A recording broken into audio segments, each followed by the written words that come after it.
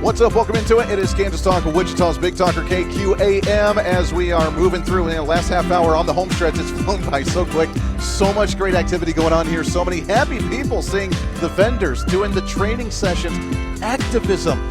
We are seeing activism on our side, not just yelling about things, which is kind of fun as well. Right now we're hanging out with State Representative and candidate for Secretary of State, Mr. Pat Proctor. We've had you on the program before, Pat. It's great to see you out here. What activism? This is exciting. I know the energy. Get right up on that there. Yeah, there you go. The energy here in this convention hall is just awesome. It's great to see the state party, so energized about 2026, and so many folks, new folks and new faces in the party. Yeah. Do you feel the enthusiasm for the state Republican Party right now? Republicans in general.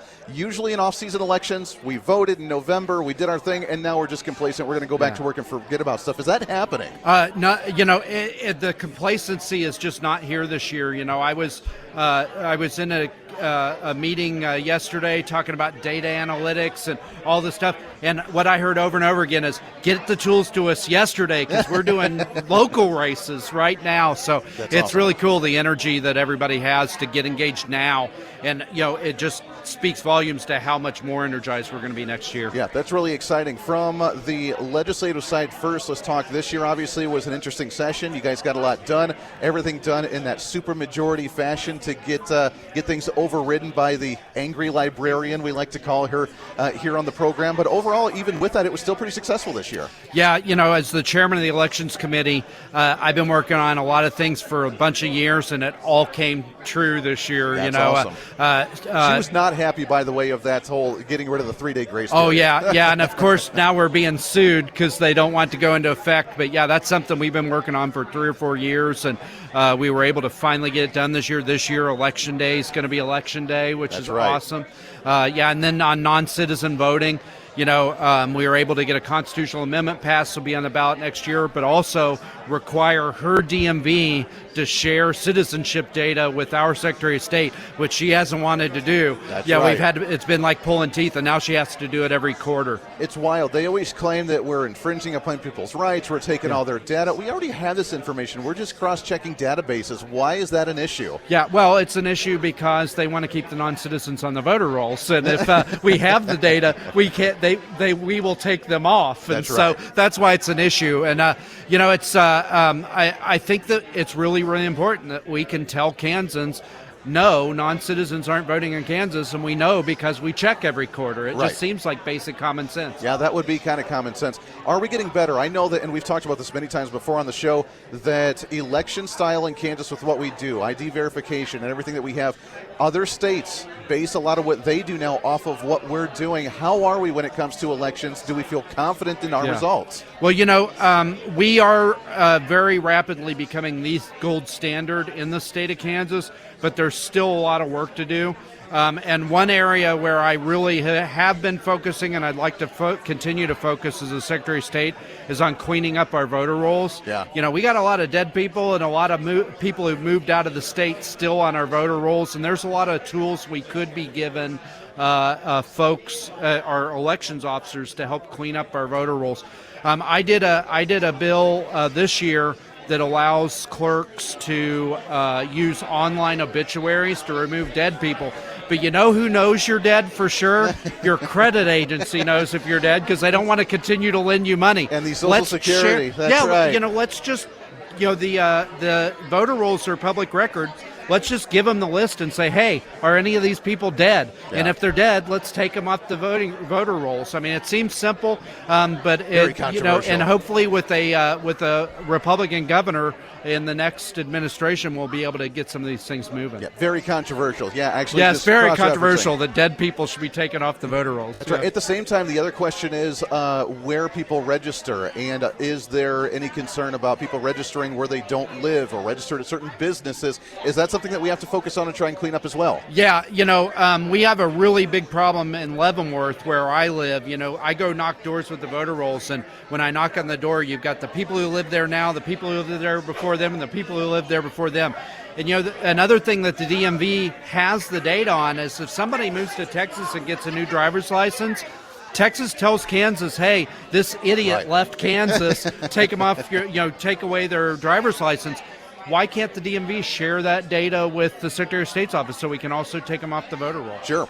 We've been focused on this for a long time with Chris Kobach, previously as Secretary of State, now with Scott Schwab. Have we been moving in that right direction? And if you become Secretary of State, is it continuing on what they've been starting, or what would your vision be as you focus on this issue? You know, I think sometimes we lose sight. You know, yes, we want to make election integrity stronger. We want to make our elections more secure. But at the end of the day, it's about restoring confidence in our elections, because a lot of people no longer believe that our elections reflect their will.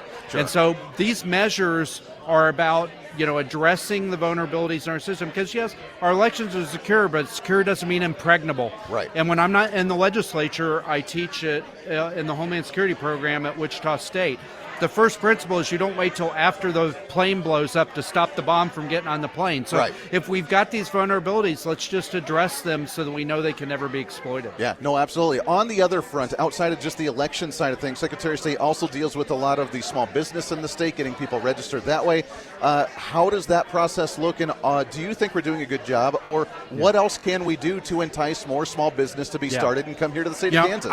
I think we're sort of missing an opportunity with the business division of the Secretary of State's office.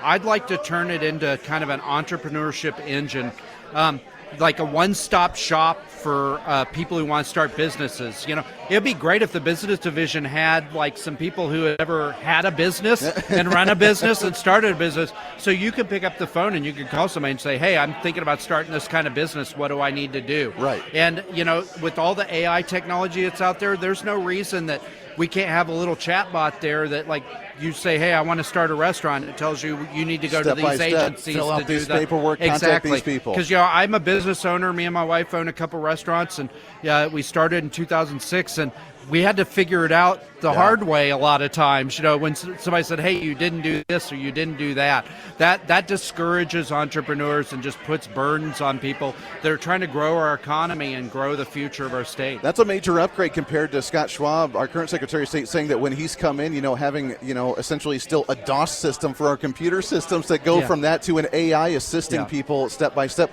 That's an exciting time to move forward with. And, you know, there's a lot of great folks in the Secretary of State's office doing yeoman's work, but I think it's great that for so many years we get a new set of eyes on the office, whether it's the governor's office or the Secretary of State's office or the treasurer's office.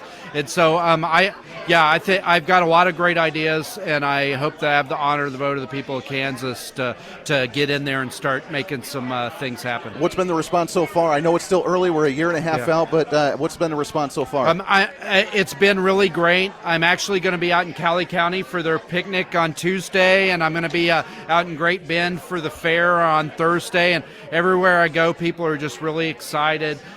They want somebody who's focused on restoring confidence and not exploiting doubts about our elections in order to propel their own political careers. And so I think people are hungry for somebody who's focused on just getting to work and doing the issues, just like I've been doing for the last 3 years as the chairman of the elections committee. I was going to say, you have experience in this, being part of the elections committee and in the House of Representatives for the State House. I mean, you already have experience. You've been working on this for a while from the legislative standpoint. And, you know, I think that one of the biggest things that I've been able to do in the committee is just creating a platform for conversation, because, you know, folks have concerns, and all we've been doing is having a shouting match about elections. In my committee, you know, you share your concerns. I may not agree with you, but we're going to have a conversation about it, and I think people like that approach. Yeah, you and I have been talking about different ideas as well about ways to try and make elections bigger and better and more representative in the state, and it's really exciting, so we appreciate it. Pat Proctor, State Representative, candidate for Secretary of State.